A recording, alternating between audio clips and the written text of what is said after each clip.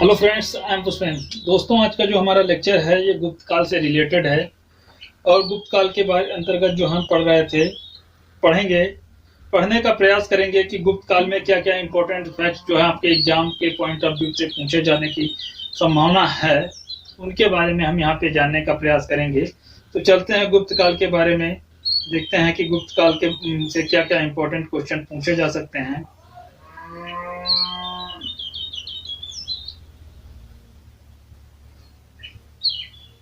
गुप्त काल स्रोत की अगर जो बात करें तो गुप्त वंशीय इतिहास को जानने का स्रोत के रूप में साहित्यिक साक्ष्य, अभिलेखी साक्ष्य और विदेशी यात्रियों का जो है विवरण सहारा रहता है। कुछ जो है साहित्यिक साक्ष्यों के आधार पर गुप्त वंशियों का उल्लेख मिलता है और कुछ जो है विदेशी यात्रियों के द्वारा भी गुप्त वंश के बारे में जो हमें गुप्त काल के बारे में जानने का जो हमको प्रूफ मिलता है। साहित्यिक स्रोतों की बात करें तो पुराण हो गया, जैसे मत्स्य पुराण हो गया, विष्णु पुराण हो गया, और विष्णु पुराण के द्वारा प्रारंभिक शासकों के बारे में जो है इनके बारे में हमको जानकारी प्राप्त होती है। और कुछ अगर जो साहित्य की बात करें तो स्मृतियां हैं, जैसे नारद स्मृति हो गई, बृहस्पति स्मृति हो गई, पराशर आदि स्मृतियों से गुप्त काल के सामाजिक, धार्मिक और आर्थिक जानकारी जो है हमको प्राप्त होती है। ये आपके एग्जाम के पॉइंट ऑफ व्यू से इम्पोर्टेंट नहीं है, लेकिन जान लीजिए क्या थे। बौद्ध ग्रंथ जो थे आर्य मंजूश्री, मूल कल्प और वसुबंधु चरित्र जो है गुप्त वंशी इतिहास के बारे में जो है महत्वपूर्ण जानकारी मिलती है इनसे। जैन ग्रंथ जो थे हरिवंश पुराण, जैन ग्रंथ जो है हरिवंश पुराण और कुबल माला से भी गुप्त वंशी इतिहास के बारे में भी हमको जानकारी मिलती है। अभिलेखी साक्ष्यों की अगर जो बात करें तो जानने के लिए अभिलेखी साक्ष्य जो है वो महत्वपूर्ण है। कौन कौन से हैं? गुप्त वंश के अब तक जो है 42 अभिलेख प्राप्त हो चुके हैं। इसमें से 27 जो है प्रस्तर के हैं और 14 जो है वो ताम्रपत्र और लौह स्तंभ है। इंपॉर्टेंट है, याद रखना कि गुप्त वंश के जो अभिलेख अब तक कितने प्राप्त हुए हैं, वो 42 अभिलेख जो है प्राप्त हुए हैं। 27 उसमें किसके हैं? वो पत्थर के हैं, और 14 कितने प्राप्त हुए हैं? ताम्र और लोहे के प्राप्त हुए हैं। विदेशी विवरणों की अगर जो बात करें तो फयान, हैंसांग और स्त्रिंग अलबरूनी आदि का विवरण गुप्तकालीन इतिहास जानने के सहयोग से ही प्राप्त होता है। मतलब फयान का अगर जो वर्णन हमें करना है, हैंसांग का, स्त्रिंग का और अलबरूनी के बारे में जानना है, तो वो गुप्त काल के बारे में हम पढ़ेंगे तो इनके बारे में हमको जो है उल्लेख मिल जाएगा। जो एक प्रकार से विदेशी मतलब एक प्रकार से आते थे। तो अब इसके अंतर्गत जो हम चंद्रगुप्त एक प्रकार जाति संबंधी बात है, तो गुप्त कौन थे, ऐसा जो है प्रकार से इतिहासकारों में जो एक प्रकार से ये मतभेद रहा है कि गुप्त वंश के अगर जो मतलब गुप्त वंश के लोग कौन से थे। और कुषाण के पतन के बाद साकेत और प्रयाग के आसपास के ये सामंत थे, ऐसा कहा जाता है सामंत रहे होंगे। और गुप्तों की अगर जो हम बात करें प्रारंभिक सिक्कों से इस क्षेत्र के प्राप्त होते हैं, तो इनकी जो है जाति के बारे में जो है एक प्रकार से मतभेद है, जो जिन्होंने जो एक प्रकार से लिखा है। और गुप्तों की जाति संबंधी विद्वानों के निम्न मत दिए हैं। कौन कौन से मत दिए हैं?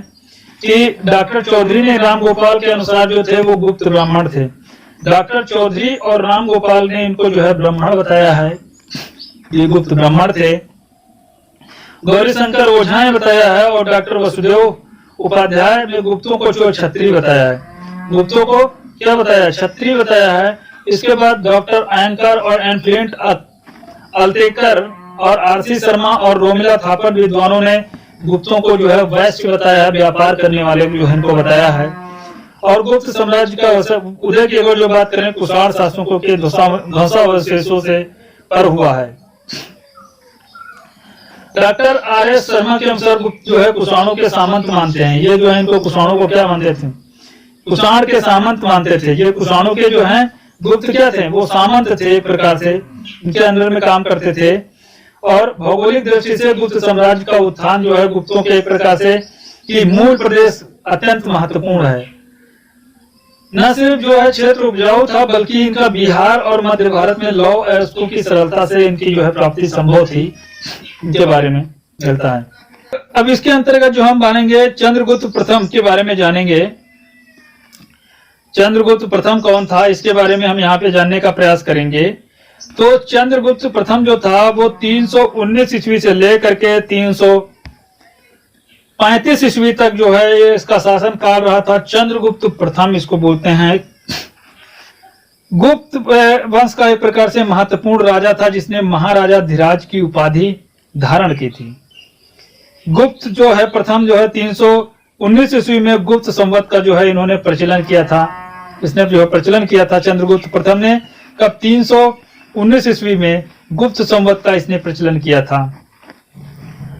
और गुप्त प्रथम का जो विवाह हुआ था वो लिच्छवी वंश की जो राजकुमारी थी कुमार देवी से हुआ था। किसके वंश से?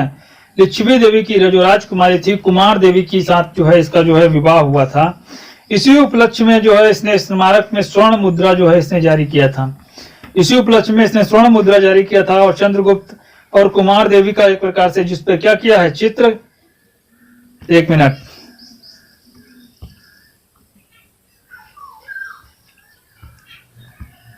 अंकित किया था। और इसी मुद्रा में दूसरी तरफ जो है लिच्छवी शब्द लिखा है। दूसरी तरफ क्या लिच्छवी शब्द लिखा है।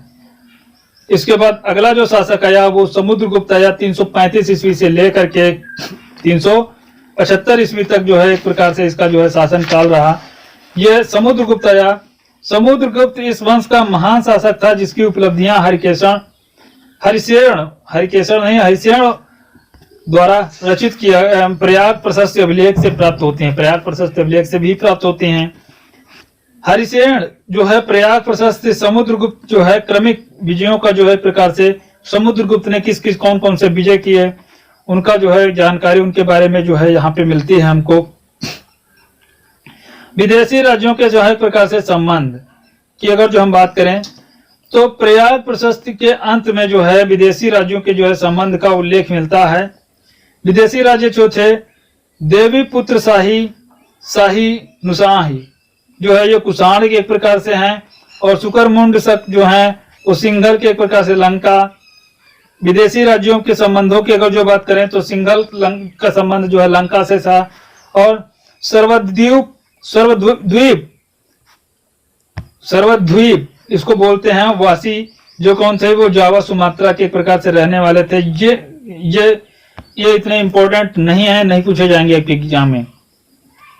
समुद्रगुप्त के शासनकाल के बारे में आप जान रखिएगा कि समुद्रगुप्त का जब चंद्रगुप्त का शासनकाल समाप्त होता तब से आया था 335 से 375 ईस्वी तक। अब अगर जो हम कुछ बात करें तो विदेशी राज्यों की बात करेंगे। यहाँ पे विदेशी राज्यों के अंतर्गत चीनी ग्रंथों से ज्ञात होता है कि समुद्रगुप्त के समकालीन लंका राजा जो है मेघवर्ण था। लंका का जो राजा था वो मेघवर्ण था जिसने बहुत उपहारों के साथ राजदूत तो जो समुद्रगुप्त के पास जो है भेजा था। और समुद्रगुप्त विजयों के आधार पर इतिहासकार स्मृत ने जो है भारत का इसको जो है नेपोलियन बोला जाता है। मुद्राओं की अगर जो बात करें मुद्राओं से ज्ञात होता है समुद्रगुप्त ने जो है अश्वमेध यज्ञ किया था। कुछ मुद्राओं में इसे बीड़ा बजाते हुए चित्रित किया गया है। कुछ मुद्राएं ऐसी भी हैं जिसमें बीड़ा बजाते हुए इसको दिखाया गया। समुद्रगुप्त जो था स्वयं कवि विद्वान था। और प्रयाग प्रशस्ति में इसको जो है राजकवि कहा गया है। चंद्रगुप्त द्वितीय की बात करें तो विक्रमादित्य 375 ईस्वी से 412 ईस्वी तक जो है। इसके बाद अगला शासक आया चंद्रगुप्त द्वितीय, इसको बोलते थे विक्रमादित्य की जो इसने उपाधि धारण की थी। यह महान विजेता था तो इसलिए इसको विक्रमादित्य की उपाधि दी गई थी। चंद्रगुप्त द्वितीय 388 ईस्वी में इसने मालवा गुजरात के शासक रुद्र सिंह तृतीय को पराजित करके इनके राज्य पर क्या कर लिया था, अधिकार कर लिया था। चंद्रगुप्त द्वितीय जो था वो शक वंश के विजय के उपलक्ष्य में विक्रमादित्य की इसने उपाधि धारण की थी। और शकों के अहंकार को इसने चूर करने वाला जो शकारी भी ये कहा जाता है।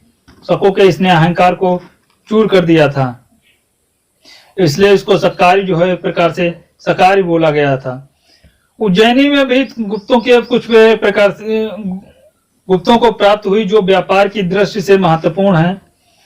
उज्जैनी भी क्या किया थे गुप्तों को मिली थी जिससे जो एक प्रकार से व्यापार की दृष्टि से महत्वपूर्ण थी। चंद्रगुप्त द्वितीय ने जो है अपनी इसको जो है राजधानी बनाया था। किसको बनाया था? उज्जैनी को बनाया था, जिसने साम्राज्य में पश्चिमी क्षेत्र पर जो है नियंत्रण रखा था। चंद्रगुप्त द्वितीय जो था मेहरौली लौह स्तंभ से एक प्रकार से ज्ञात होता है कि इसने बंगाल विजय की थी। वैवाहिक एवं मैत्रीपूर्ण संबंध की बात करें तो चंद्रगुप्त द्वितीय ने जो है नाग वंश की जो राजकुमारी कुबेर नागा के साथ जो है विवाह किया था, और कुबेर नागा से उत्पन्न जो थी पुत्री थी उसका जो नाम था प्रभावती गुप्त था। विवाह वाक्टक वंश के एक प्रकार से रुद्रसेन द्वितीय के से हुआ था, और राजा भोज के एक प्रकार से रचना श्रृंगार प्रकाश में उल्लेख मिलता है कि चंद्रगुप्त द्वितीय कालिदास को अपना राजदूत बना करके कुंतल नरेश कुकुस्तवर्मन के दरबार में इसने जो है भेजा था। सांस्कृतिक उपलब्धियों की अगर जो हम बात करें, द्वितीय अभिलेखों से प्राप्त जो है परम भागवत जो है इसको कहा गया था सांस्कृतिक उपलब्धियों चंद्रगुप्त द्वितीय को। चंद्रगुप्त द्वितीय के समय जो चीनी फयान जो है 399 ईस्वी में भारत आया था, 415 ईस्वी तक भारत रहा था, और 16 वर्ष एक प्रकार से ये यहाँ पे रहा था। चंद्रगुप्त द्वितीय का अन्य नाम था वो देवराज और देवगुप्त के नाम से जो है इसको भी जाना जाता है। उपाधि इसकी जो थी विक्रमांक थी या विक्रमादित्य भी इसको भी बोला गया। इसके बाद अगला जो शासक है 415 ईस्वी से लेकर के 455 ईस्वी तक ये शासक रहा, उसका नाम था कुमारगुप्त सेकंड। कुमारगुप्त की मृत्यु के 3 वर्ष तक शासक कौन था, मृत्यु के बाद 3 वर्ष तक शासक कौन था, इस संबंध में निश्चित रूप से कुछ कहना जो है मुश्किल है। वैशाली से प्राप्त एक मुद्रा में चंद्रगुप्त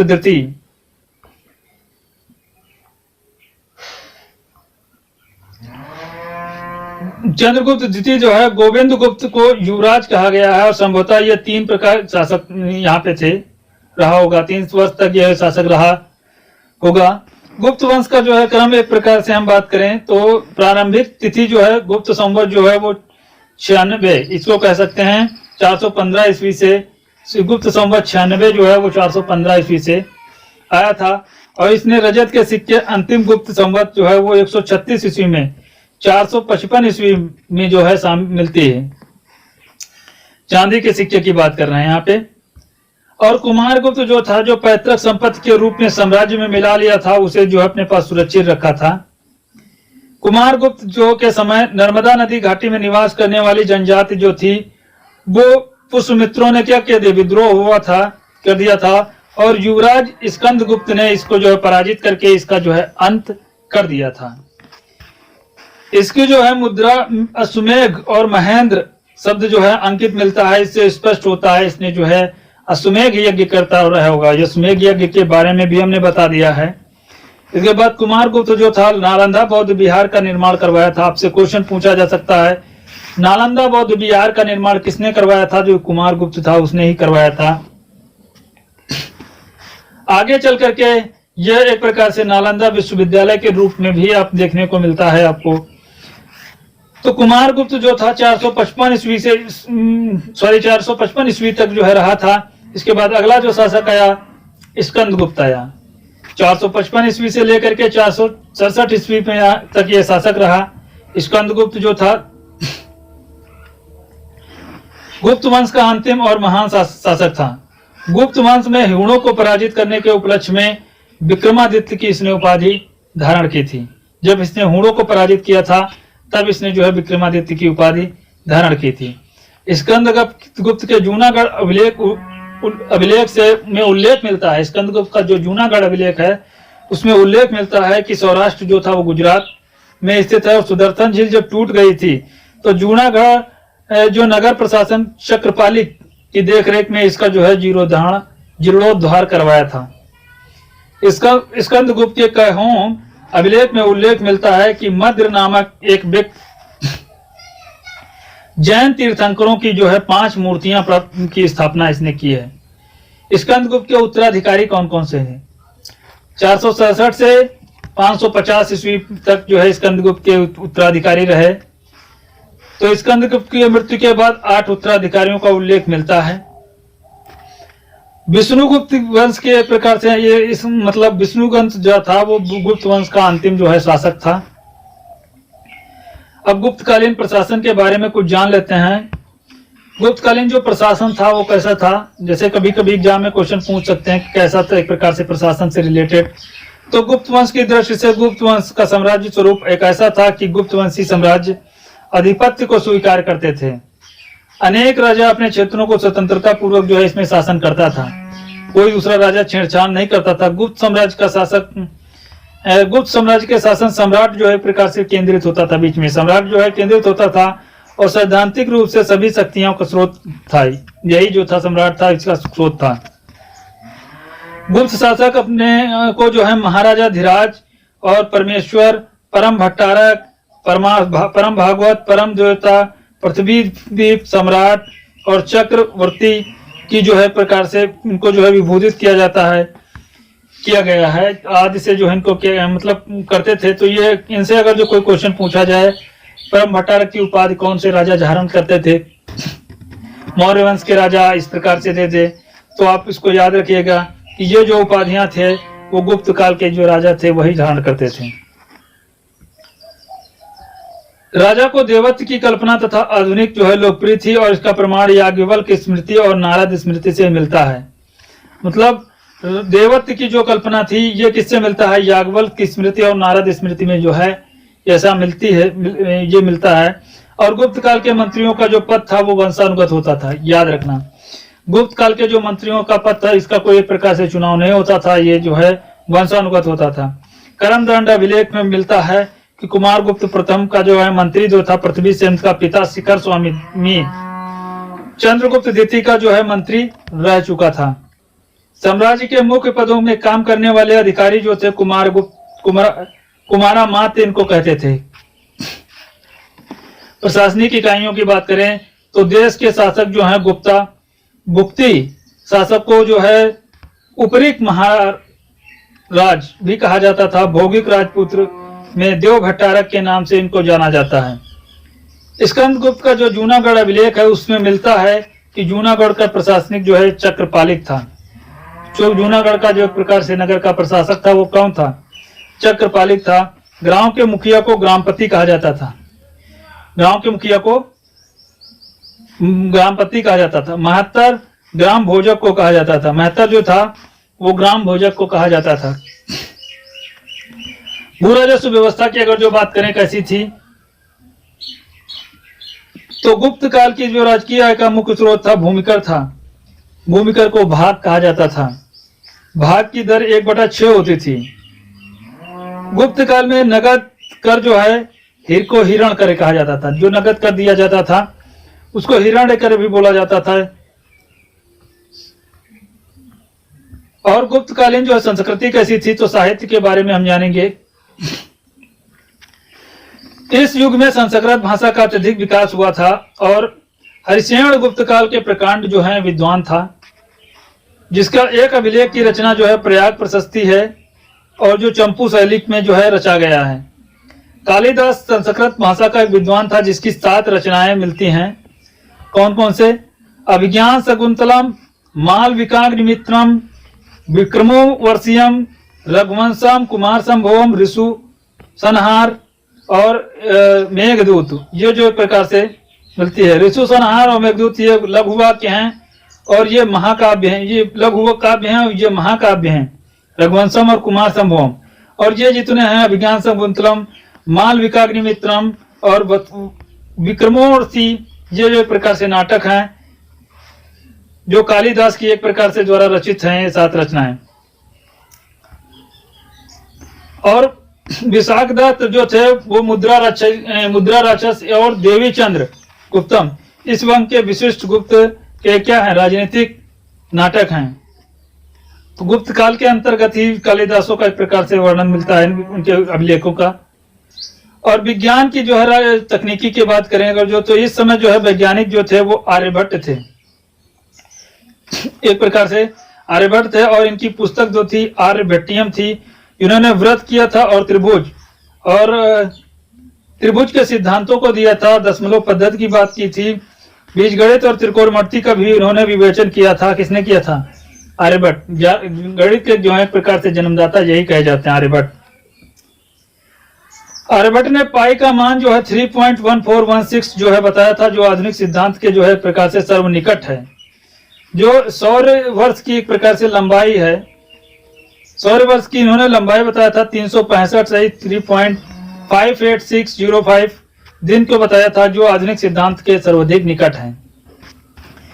चंद्र ग्रहण सूर्य ग्रहण की वैज्ञानिक व्याख्या इन्होंने ही की थी, आर्यभट्ट ने। साथ ही अभी बताया था जो है पृथ्वी क्या है, वो गोल है, पृथ्वी को गोल इन्होंने ही बताया था। ब्राह्मीद के पंचरस सिद्धांतिका में ज्योतिष में 5 सिद्धांतों का जो है उल्लेख किया है। गुप्त काल के प्रसिद्ध चिकित्सक जो थे आयुर्वेदाचार्य जो है धन्वंतरी थे। कौन थे? धन्वंतरी।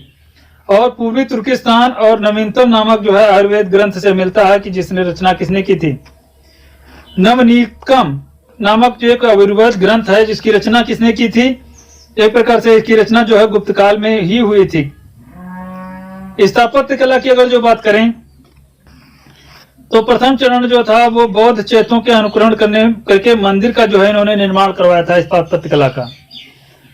और उदाहरण के रूप में कृष्णा जिले में जो महाराष्ट्र में पड़ता है प्रकार से, वो कोपेश्वर मंदिर है। कोपेश्वर मंदिर जो है एक प्रकार से ये जो है स्थापत्य कला के अंतर्गत जो है आता है।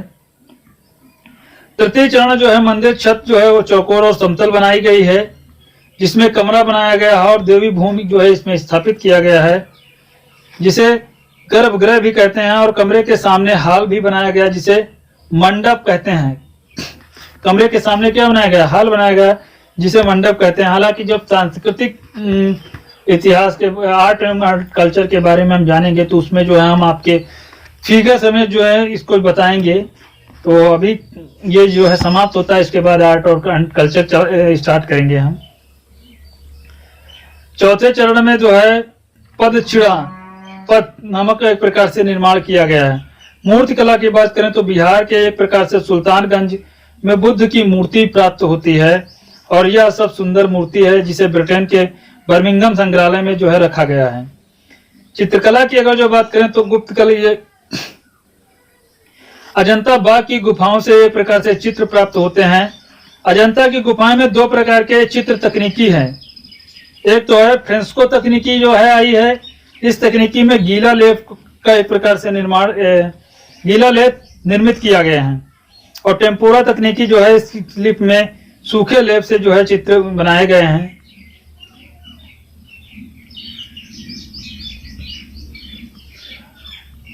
गुप्तकालीन जो है रचनाओं की बात करें, कौन कौन सी रचनाएं हुई थी, तो इनके बारे में हम अभी पढ़ चुके हैं कुछ के बारे में। तो अभिज्ञान शकुंतलम मालिका बुद्धम रघुवंशम कुमार संभवम मेघदूत ऋषनहार, इन सभी के बारे में ऋतु संहार ये कालिदास की जो है रचनाएं साथ हैं। इसके बाद विशाख दत्त की जो रचनाएं हैं वो कौन कौन सी हैं? मुद्रा राक्षस है, देवी पुत्र गुप्तम, देवी चंद्र गुप्तम, पुत्र नहीं, देवी चंद्र गुप्तम, ये विशाख दत्त की जो है रचना है। और मत्स्य कटिकम ये जो रचना है शूद्रक की है। अमरोकोश जो है अमर सिंह की है, और नाट्य शास्त्र भरत मुनि की है। कामसूत्र जो है वत्स्यायन की है। पंचमत्र है वित्सु शर्मा की है। नीतिसार जो है कर्दमक की है। सॉरी, नीतिसार जो है वो कामंदक की है। तो यहाँ पे नाटक शास्त्र याद रखिएगा, कामसूत्र याद रखिएगा। मृग कम जो एक प्रकार से मृक्षक कटिकम ये इसको याद रखिएगा, मृक्ष कटिकम शूद्रक की है। देवी चंद्र पुत्रम मुद्रा राक्षस ये विशाख दत्त की है। और कालिदास की याद रखिएगा, ये इंपॉर्टेंट है, पूछी जाती हैं। महत्वपूर्ण तत्वों की बात करें तो चंद्रगुप्त द्वितीय नाम जो है दूसरा देवीगुप्त या देवराज भी था। चंद्रगुप्त द्वितीय गुप्त सम्राटों में सर्वप्रथम चांदी के सिक्के प्राप्त हुए हैं, और गुप्तकालीन मुद्रा जो थी वो दिनार कहा जाता था। फैयान के अनुसार लेन देन की जो है कौड़ियों का प्रयोग किया जाता था। लेन देन की मुद्रा जो थी वो कौड़ी थी जिसका प्रयोग किया जाता था। और गुप्तकालीन मुद्राओं का सबसे बड़ा ढेर समूह जो था बयाना से प्राप्त हुई हैं। यहाँ पे बहुत ज्यादा मुद्राएं प्राप्त हुई हैं। और गुप्त काल में किसानों का उद्देश्य जो उपरिकर नामक जो है अतिरिक्त कर्ज लिया जाता था, वो क्या लिया जाता था? उपरिकर नामक और उद्रंग और उपरिकर नामक जो है 2 कर लिए जाते थे, ऊपर से कर थे। गुप्त काल की अगर जो बात करें तो सती प्रथा का प्रथम अभिलेख प्रमाण एरण से प्राप्त होता है। कहां से प्राप्त होता है? गुप्त काल से ही प्राप्त होता है। एरण अभिलेख से सती प्रथा का प्रचलन मिलता है। ये इंपॉर्टेंट है, याद रखना, कभी कभी रख दिया जाता है। गुप्त काल में कायस्थ का उल्लेख लेखक वर्ग के रूप में मिलता है। कायस्थ सर्वप्रथम कुषाण मथुरा अभिलेख से याज्ञवल्क्य की स्मृति से मिलता है। पय्यान का उल्लेख जो है चंडाल बस्ती में प्रवेश करता था तो लकड़ियां बजाते हुए ये चलता था। कहोम अभिलेख से जैन मूर्तियों का जो है प्रकाश से क्या है, ये स्थापना का जो है उल्लेख मिलता है।